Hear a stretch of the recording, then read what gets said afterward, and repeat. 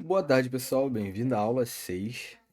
Nessa aula, a gente vai dar a entender tudo que a gente fez na aula 5. Na aula 5, a gente parou tudo que a gente estava fazendo relacionado à física 3, né? De fato, que é eletricidade e tudo mais, e fomos ver mecânica de maneira geral. A gente, lá na primeira aula, desde a primeira aula, estamos falando sobre eletrização, corpos eletrizados. Nas aulas 2 e 3 a gente falou sobre força colombiana, sobre lei de Coulomb, sobre campo elétrico. Na aula 4 a gente falou sobre condutores em equilíbrio eletrostático. Então, até a aula 4 a gente estava única e simplesmente falando sobre eletricidade, corpos eletrizados e quais são os fenômenos, efeitos e como eles interagem e tudo mais. O que eles geram, etc., linha de força, linha de campo e tudo mais. Agora, na aula 5 a gente parou com isso e fomos tentar estudar trabalho, energia e como a energia se conservava e tudo mais. E tudo isso para que a gente conseguisse produzir na cabeça de vocês de uma maneira mais fluida o que, que é a energia potencial elétrica e o que, que vai ser o potencial elétrico. E aí, para que isso fique fluido, como eu falei, é, era necessário que a gente entendesse alguns padrões. E esses padrões vão motivar a existência da energia potencial elétrica. A gente vai tentar entender isso agora, olha só. Imaginem dois cenários iniciais. Imaginem um cenário onde eu tenha uma tampinha ou uma bolinha e essa bolinha eu largo ela com uma velocidade inicial igual a zero, igual a gente sempre esteve acostumado.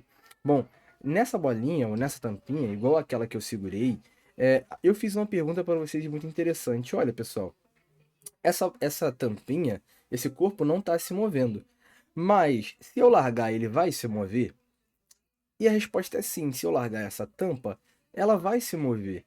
Então eu sei que essa tampa vai ganhar energia cinética, como a gente viu. Só que a energia cinética, ela não vem do nada. Nenhuma energia vem do nada. Eu não posso criar energia. Então, se eu conseguir gerar energia cinética, foi porque tá acontecendo uma transformação de energia. Então, se eu conseguir gerar energia em movimento, que é a energia cinética, é porque antes teve uma energia em potência, que é a energia potencial. No caso do exemplo 1, é a energia potencial gravitacional. Energia potencial gravitacional. Para que houvesse uma energia cinética sendo gerada, eu tinha que ter uma energia em potência, tá? Ela não está se movendo ainda, mas tem toda a capacidade de se mover. Isso é energia potencial gravitacional, gerada pelo acúmulo de altura. Agora, esse mesmo pensamento serve para o exemplo 2, onde eu tenho uma mola completamente comprimida, ou seja, deformada, e aí, nessa mola, eu comprimo ela toda de maneira com que ela tenha uma velocidade inicial igual a zero, mais uma vez. E aí eu te pergunto, se eu tô segurando aqui essa mola. Se eu largar esse bloco, ele vai começar a se mover? Ele vai começar a se mover. Então, de alguma forma, novamente, há a produção de energia cinética. E aí eu volto a perguntar: se há a produção de energia cinética, então é porque tinha que haver uma energia em potência para que essa energia em movimento fosse criada. Que energia em potência é essa? A energia potencial elástica, gerada pelo acúmulo de deformação, tudo bem? Então, a energia potencial gravitacional é gerada pelo acúmulo de altura, a energia potencial elástica é gerada pelo acúmulo de, peraí, é gerada pelo acúmulo de, opa, pelo acúmulo de deformação. E aí tem o nosso terceiro exemplo, que é o nosso logo, nosso pensamento. Imagina comigo que eu tenho uma carga Q positiva e uma carga Qzinho de prova negativa. Negativa não, positiva também. O que que vai acontecer? O que que eu sei que vai acontecer? Bom, se há essa interação entre cargas, primeiro, eu sei que essa carga maior, ela vai gerar uma força de repulsão, né? Uma força de repulsão, uma força elétrica de repulsão nessa carga. Então o que eu estou fazendo? Eu pego né? Eu sei que há essa força de repulsão entre as cargas, mas mesmo assim eu seguro essa carguinha amarela, eu seguro essa carguinha amarela na minha mão. Eu seguro, eu não deixo ela se mover. Aí eu pergunto para vocês o seguinte, caso eu solte essa carguinha aqui, ela vai começar a se mover?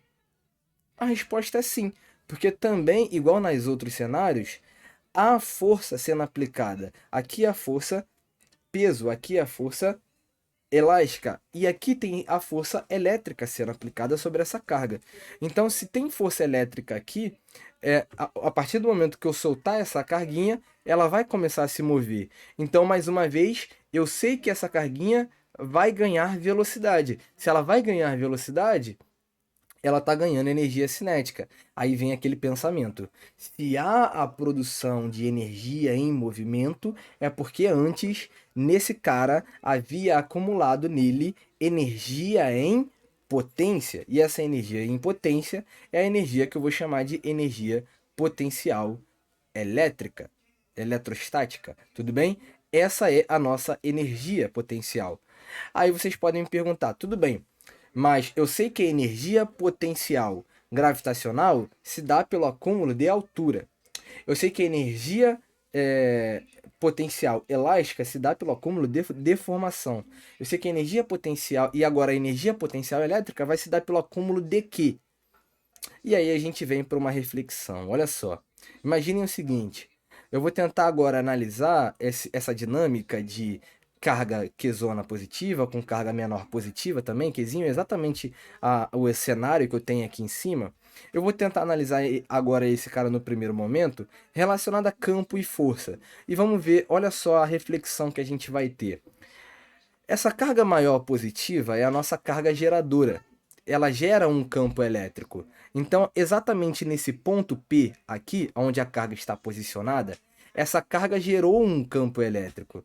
E como ela é uma carga positiva, né, ela gera vários campos elétricos e todos campos elétricos de saída. Então, aqui ela gerou um campo elétrico de saída. Tudo bem? No ponto. Lembrem-se que eu não preciso de uma carga para poder falar sobre campo elétrico. Única e simplesmente me basta pensar que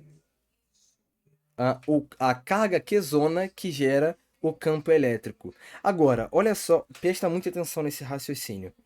Para que o campo exista, eu só dependo da carga Qzão. Agora, para que a força exista, que está ligada ao movimento, para que a força exista, a força só existe quando o campo se aplica ao Qzinho.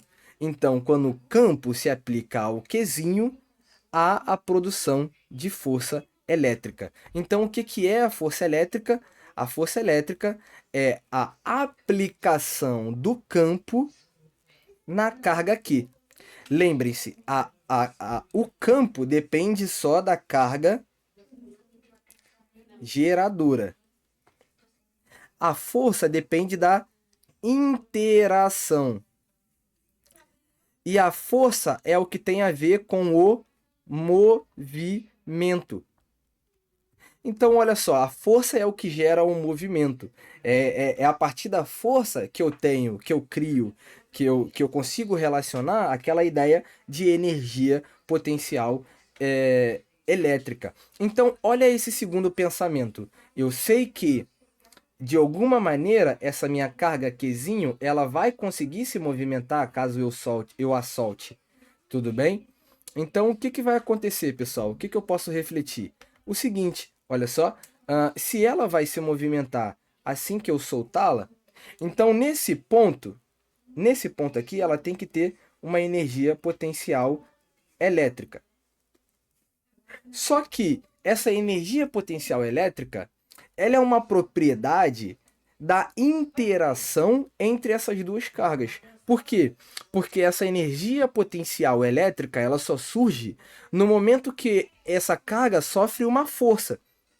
Então, essa energia potencial elétrica é a aplicação de alguma propriedade do espaço sobre essa carga, assim como a força é a aplicação do campo elétrico, que é uma propriedade do espaço, é uma propriedade do espaço, não é uma propriedade da carga, é uma propriedade do espaço sendo aplicado na carga que gera a força elétrica, que tem a ver com o movimento. Então, logo, a nossa energia potencial elétrica, que é o que tem a ver com o movimento, tem que ser igual a alguma coisa sendo aplicada na nossa carga. Assim como é a força elétrica, assim tem que ser o campo elétrico. Porque assim tem que ser a energia potencial elétrica.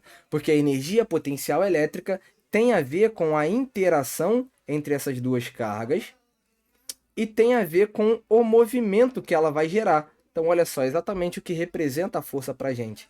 E aí, quem vai ser esse carinha responsável, essa grandeza relacionada com o espaço, que quando for aplicada a carga, vai gerar a nossa energia potencial elétrica. Vai ser o que a gente vai chamar de potencial elétrico. Isso aqui é o potencial elétrico. Tá bom? Então, aí que está a nossa resposta. Se a nossa energia potencial gravitacional se deve ao acúmulo da altura, se a energia potencial elástica se deve ao acúmulo de deformação, a nossa energia potencial elétrica se deve ao acúmulo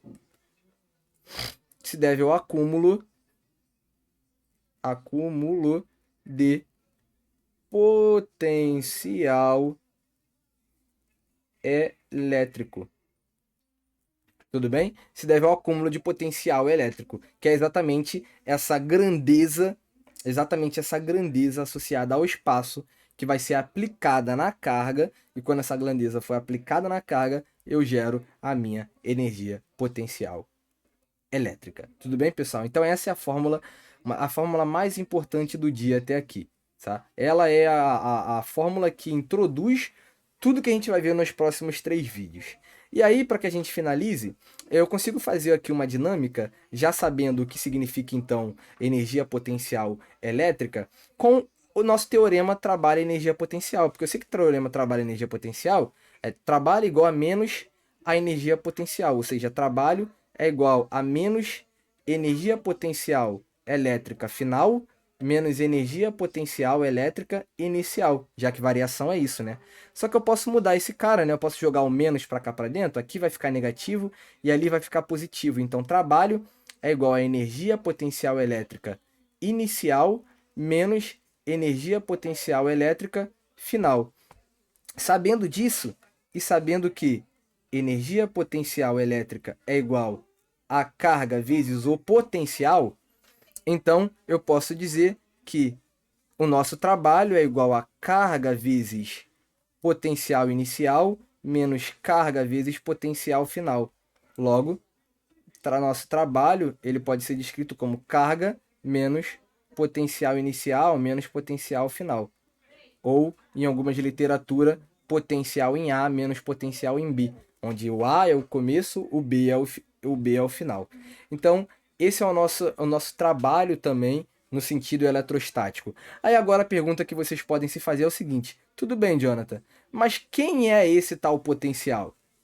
Quem é esse potencial? Porque eu entendi a formação da energia potencial elétrica, eu entendi que tem que ter alguma propriedade do espaço, sendo aplicada à carga para que surja a energia potencial elétrica. E esse cara, propriedade do espaço, é o potencial elétrico.